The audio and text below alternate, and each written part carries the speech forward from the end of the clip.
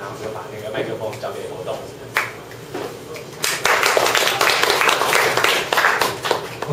大家好，我今天要介绍的是一个 OpenStack library 叫 TaskFlow。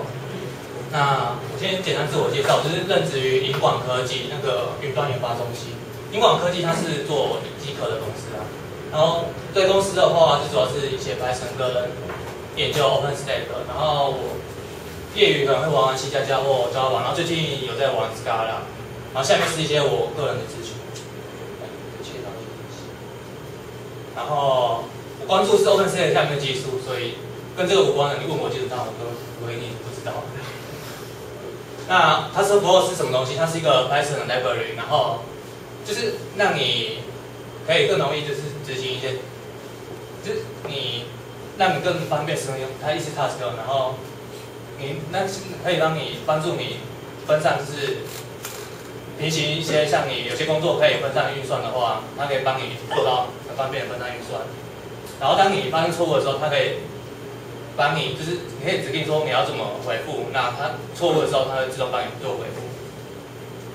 那基本上它能帮我们做什么？就是捋出来，就是像打个比方，假如一个人有5支电话号码，然后你想打电话给某个人好了，这是一个 task。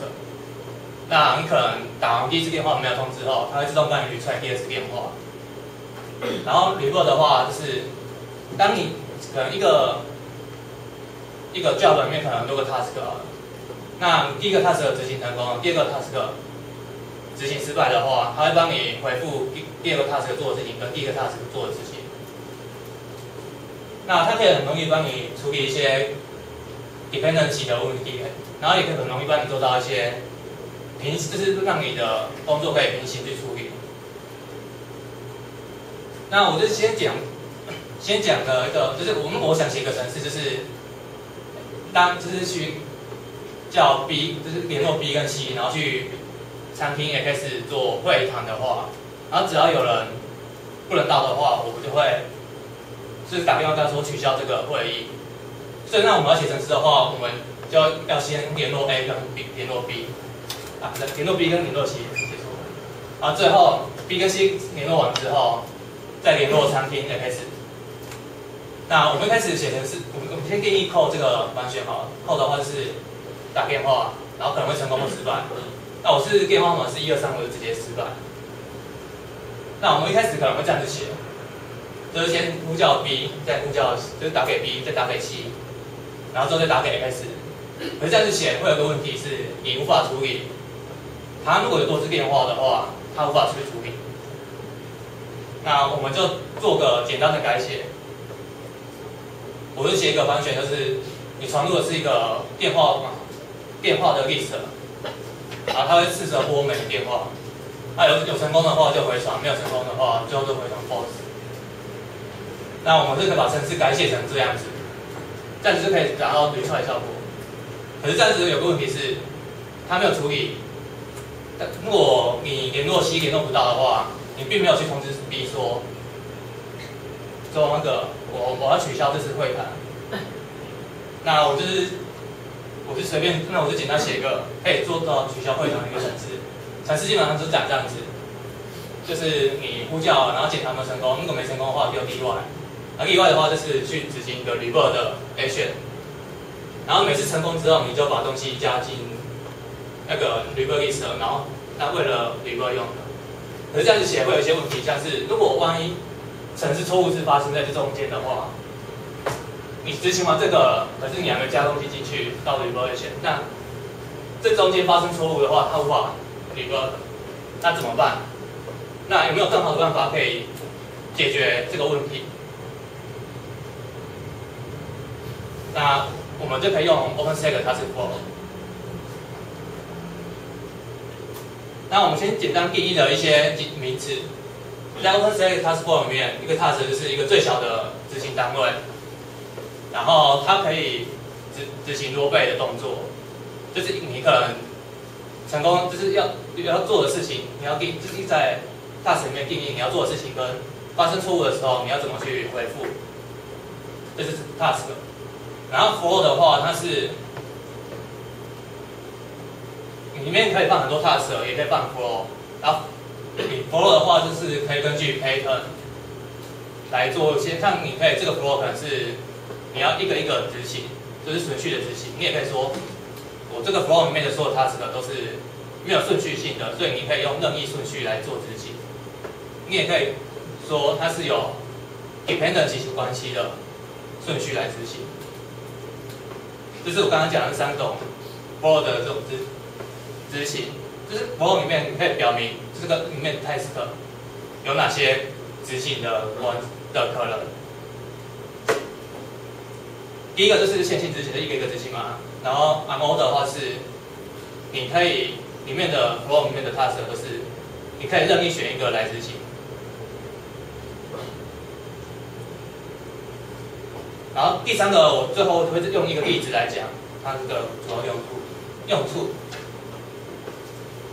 那 engine 的话，它是实际上执行 flow 的程式或执行 task 的东西。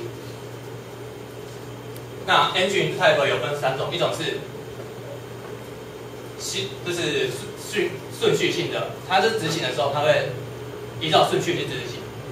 然后第2个的话，它是说就是你执行的时候，尽可能的能平行的东西就去平行处理。然后第2个是 multi-thread， 然后第3个是 multi-processor。那这个跟这个的关系是说，你可以表明一个 flow 是可能是线性的，也可能是表明 unordered 的。像你表明这个 flow 是 unordered 的话，可是你 engine 你这边选的是依序执行的话，那这样子的话，它也只会依序去执行。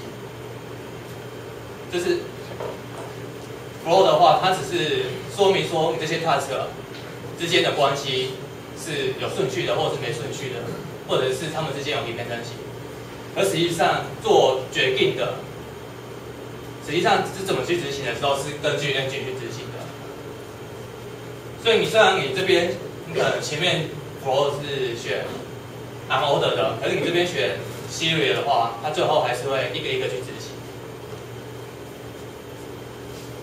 那 engine 里面会有个 store 的话是一个字典，那个字典放的东西就是 task 所要的 dependency， 然后最后它一个 task 可能会产生一些东西，那产生的东西又会放回到 store 里面去。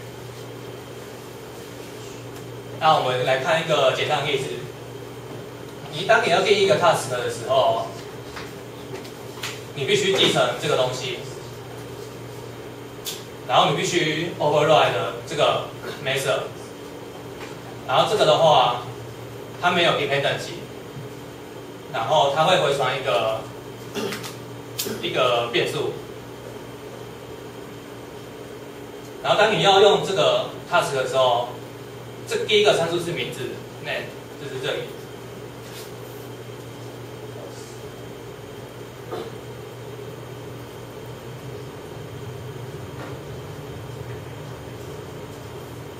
就是这边的 name， 然后我剩下第3个参数，一个是 name， 一个是 phone list， 一个是 message。那这边回传的东西就是对应到这边，所以这个 task 的功能就是，当你执行这个 task 的时候，它会把 data 里面的 name放到那个 store 里面的 name， 然后我前面会加一个 add prefix， 是因为就是为了加类似名称空间的东西，不过我这次不会讲名称空间，所以因为我讲细节就是。这3个东西是对应到上面那3个东西，所以一执行这个 task 的时候，它就会这边有个 to key， 一开始是空的字典的话，当你执行完刚刚那个 task 的时候，它可能会产生3个 key value， 然后这个 key 就是我这个 prefix， 然后有个 prefix name 的话，可能是对应到值 DDD， 然后一个 message 对应到 XX， 然后 phone list 对应到 X 跟 Y 的 list 之类的。那这是一个打变化的动作。那一个 task 的 dependency 它是写在这边，所以你可以从这边看到它 dependency 有3个，一个是 name， 一个是 form， 一个是 message。然后当你发现执行一半的时候出错的时候，你可以丢出例外。那当例外发生的时候，它就会去执行所有执行过的 task 的 revert 的这个动作。这就是你发生错误的时候，你要做什么事情，就是写在这边。那你要怎么建一个 call stack、call task？ 这边就是 name 嘛。那 return 是什么意思 ？return 的意思是说，我这边是叫 name 跟 form 跟 message， 它的意思是说，它会从 store 里面去拿出 name 跟 form 跟 message。可是 name 跟 form 跟 message， 它这个就是只能放一个 key， 只能对应一个值而已。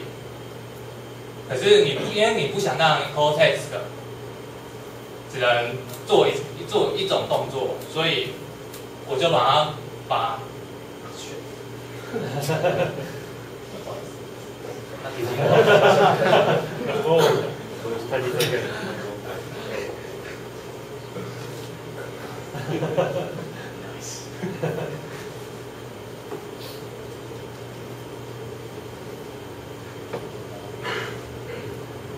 它就会从这里拿出一个值，然后对应到这边的 name， 然后从这个拿出值对应到这里面的 form， 以此类推。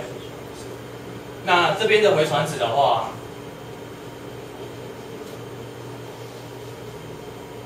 就是对应到这边的 provide。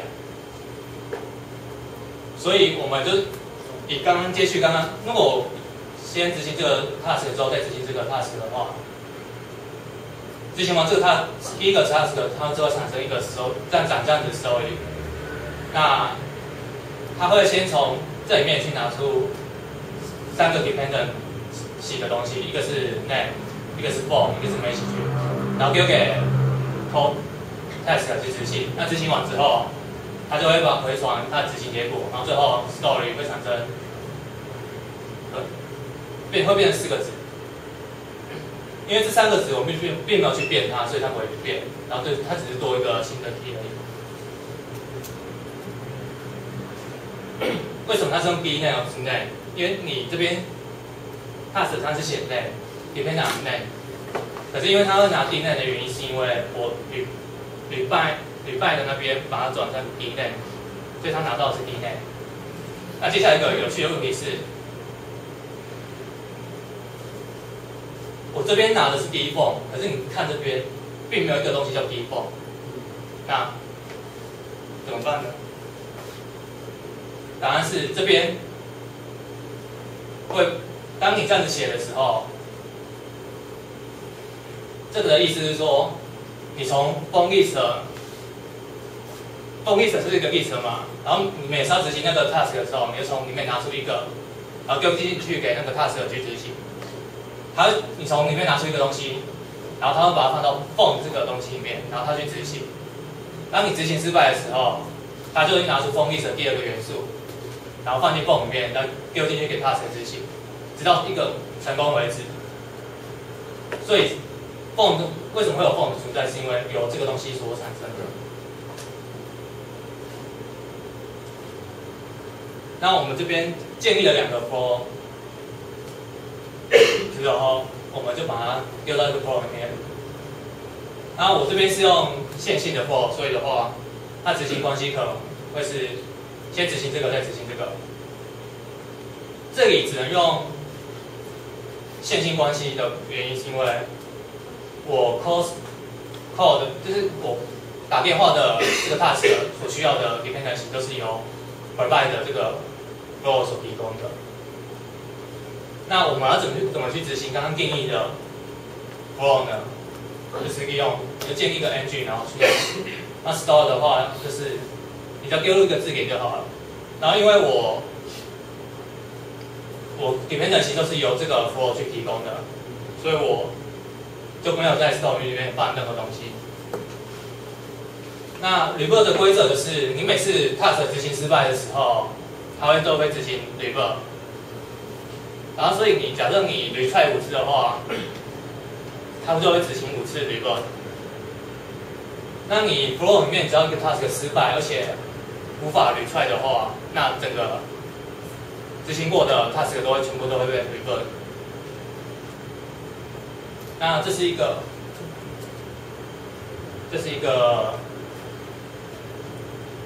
刚刚看到的程式码都是片段啊，然后这边这是一个完整的程式码，然后你们有兴趣的话，就是可以下载来看看。然后这是我玩那段程式码的我的短网址。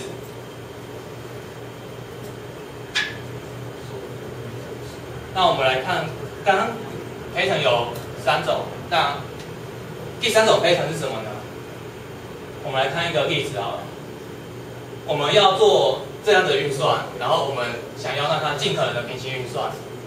打个比方，当我算 x1 跟 我知道 x1 跟 x2 的时候，我希望它马上算 x3， 我不要因为就是让它立刻算 x3， 不要因为 x3 因为 y1 就是x 不要因为 y1 还没准备好 x3 就不会去执行，这样是不好的。因为如果当 x3 的 dependency 满足的时候，我希望它马上就去执行。那要怎么做会比较好？有人可以分享说，如果我要写个类似这样的程式，然后你会怎么做？还是大家有听懂我的意思吗？那有人要分享要怎么？如果遇到这种程式，然后你想尽可能的平行化它的话，要怎么去做？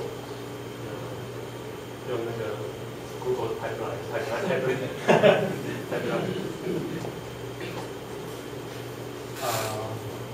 那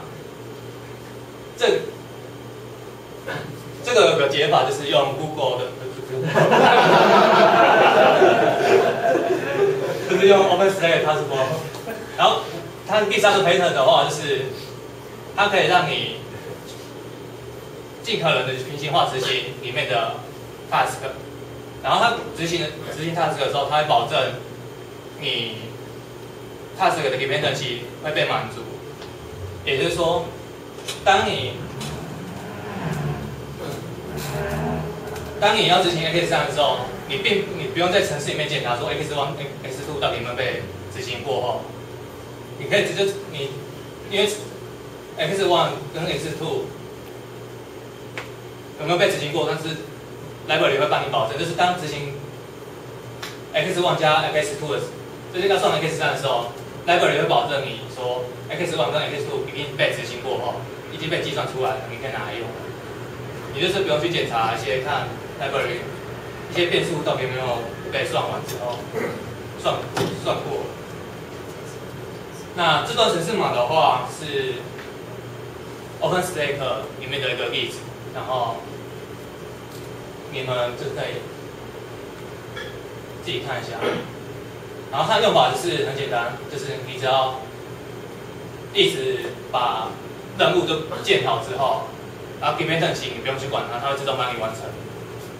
所以你就不用，它程式码很简单，就是这样子。你就不用去检查说 x1 到底有没有被算过，然后 x2 到底有没有被算过，这样子它就直接帮你把全部的东西都做完。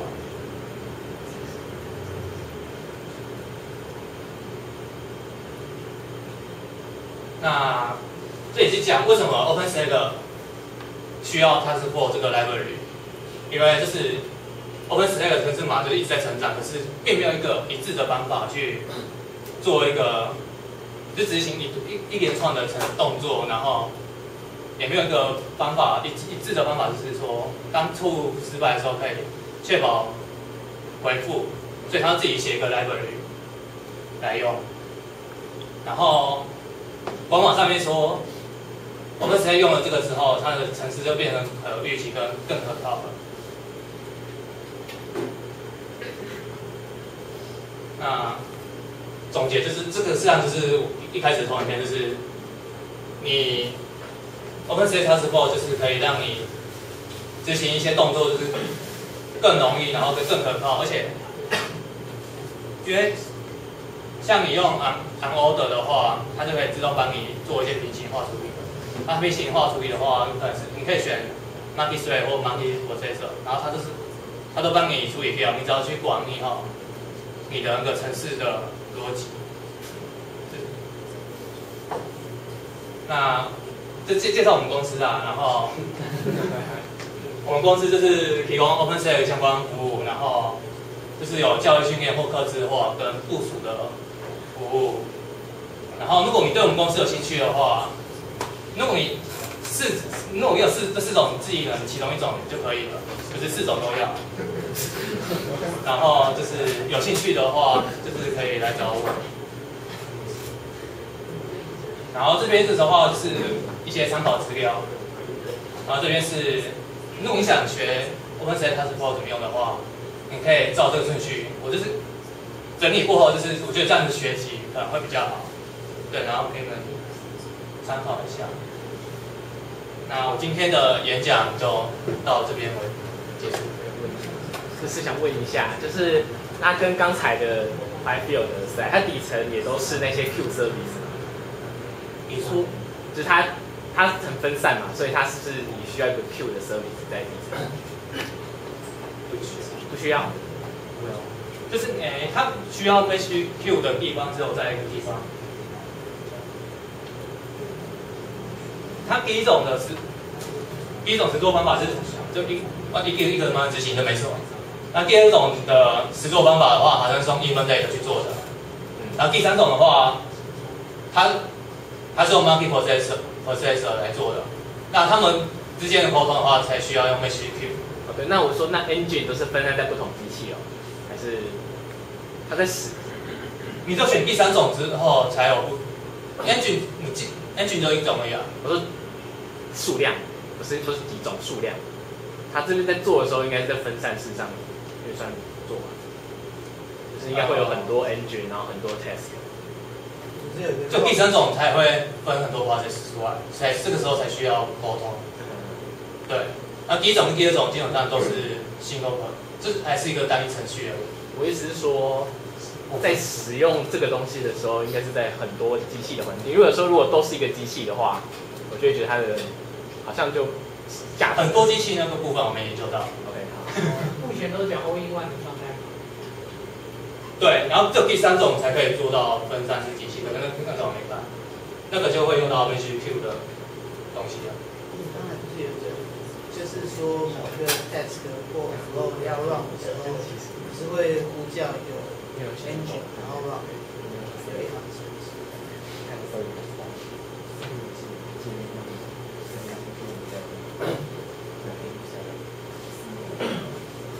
这个对，那我想，刚才意思是说 ，engine 只有它是一个 instance， 然后我可以叫很多个 engine 去做不同的 flow 或 test， 是这样。不是。所以你执行这项程式怎么样？如果你是选第三种 work-based 的话，它会自动帮你启动很多小的 process 帮你做事情。对，然后画机器的部分我还没看。我没有用过 Testflow， 但是我用过 Luge。Luge 的话，它的概念是，它这边就是帮你管概念，这个 device。但是在你执行你的 test 的时候，你可以自己去叫其他机器人。所以基本上就是只有一个instance， 它可以接受别人呼叫。就是你可能自己写好一些 service， 说后面有10台机器这样子的作业之类，然后你这个 task 去 trigger 那10台机器做一件事情，但是它是这 trigger 的那件事是这个，这个做 trigger， 然后做事情是在 trigger， 所以接受很多事件或就是这个。我觉得你们讲的东西跟这个东西是不一样的东西。OK。对对对，我觉得因为这个是帮我执行一次程式给你们看哦，这个不需要什么建什么很多东西，然后在那边 stand by 之后去接受工作，这个不需要。我意思是说，如果你要很多台机器去做的话，那是另外的事情，它不负责这件事情。对，它是但是如果很多机器的话，可能是它可以区隔这个，就是你可能是要在设定档那边做一些设定之类的。因为 OpenStack 应该本来就在很多机器的事情，所以说它只能在一台机器上，应该不符合 OpenStack 的需求才对。这个只是个 library， 然后它的目的就是让你，像你 OpenStack 可能是你建一个机器 instance 的时候，可能需要从 hypervisor 那边取得资源，然后从硬体那边取得资源。那它是基本上就在同一台机器上面。OK， 那可能 Open 之前就是没有 TaskFlow 之前，它可能会有个问题是，你取得 hypervisor 资源之后，万一你取得硬碟资源失败的话，它并没有一致的方法去 revert 这整个动作。OK， 对。而且像你取得 hypervisor 这个资源跟取得硬碟的资源，理论上不应该先取得 hypervisor 再取得硬碟，实际上它两个可以一起去进行的。然后因为 Python 有 GIL 的关系，这边的不一起去只是进行的话，这样子速度会很慢，所以他要做这个 library 来处理这个事情。所以它主要是在一个城市里面用的。对 OK， 对。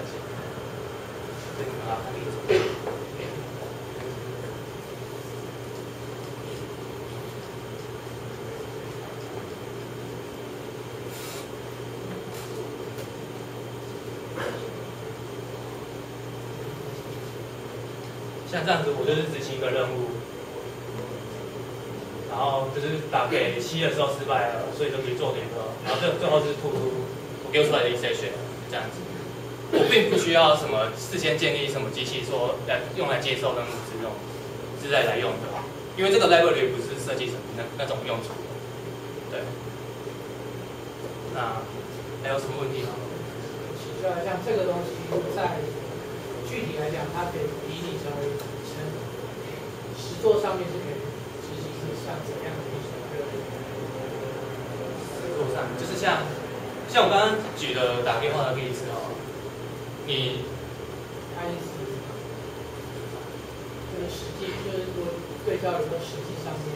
以 OpenStack 的例子的话，就是我刚刚讲的，你想你建个 instance， 你要取得 hypervisor 的资源，取得 image 的资源。那当你这两个其中一个资源无法取得的时候，你应该把你刚刚取得的资源都释放掉，避免它占用空间。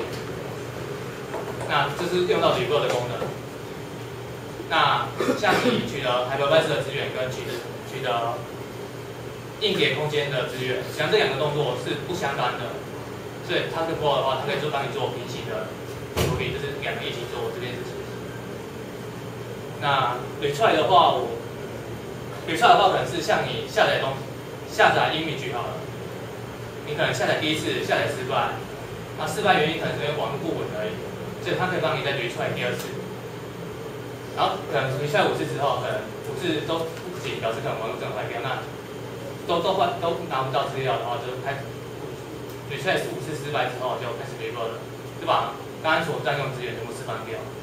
不然的话，你建一个5G 的 image， 然后那个东西都没有人，都无法去管理了，因为资料不完全，就变成孤儿之类的。请问一下，它这个就是每个 task 我可以设定它的耐用时间，我说可以去设定说多久时间才算对。目前我没看到这个功能，我们可以自己讲。可以给一个 patch。对，你可以写个 blueprint， 然后就开始。目前我是没看到。我想问一下，像 OpenStack plugin 要去哪里找？它是 plugin， 就举例就是它不是会有一些插件嘛？plugin 它去哪里找？有管理的地方，或者是对。这个问题我不知道。那边有问题。先等他们回答一下。Okay. For example, if I want to see like is there any plugins to simplify the text or config. For example, I want to use a YAML file to config the text flow, and I want to see if there any exit plugin to do the job. Right. So we have two main locations where plugins are found. Obviously, for things like the block storage or the compute, things where they need to talk to hardware or have some kind of relationship with another thing's API, those kind of plugins are found in the actual code repositories of the particular product. For things which change the configuration like that, things that make your life easier, things which may not necessarily be official, what OpenStack has is an area called StackForge. And it's a bit like the Wild West, you know, it's a lot of things are in StackForge, but if there was going to be something like that, that's where it would be.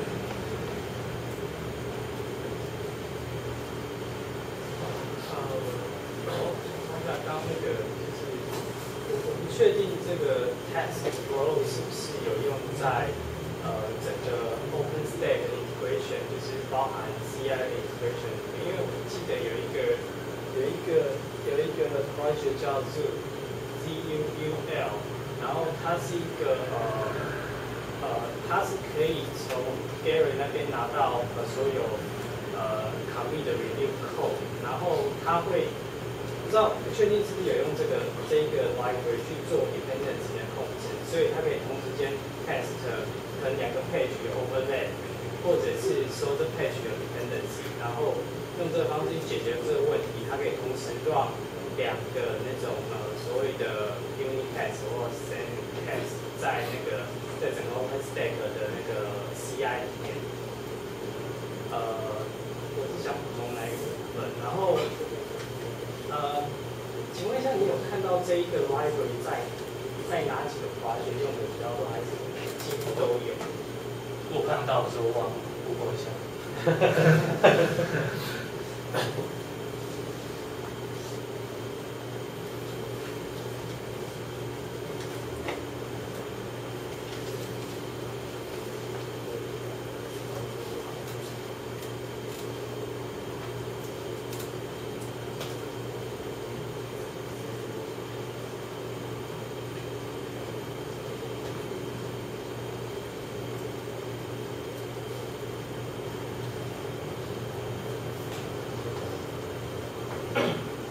对，就是官网上面的文件说这几个 library， 这几个那个 component，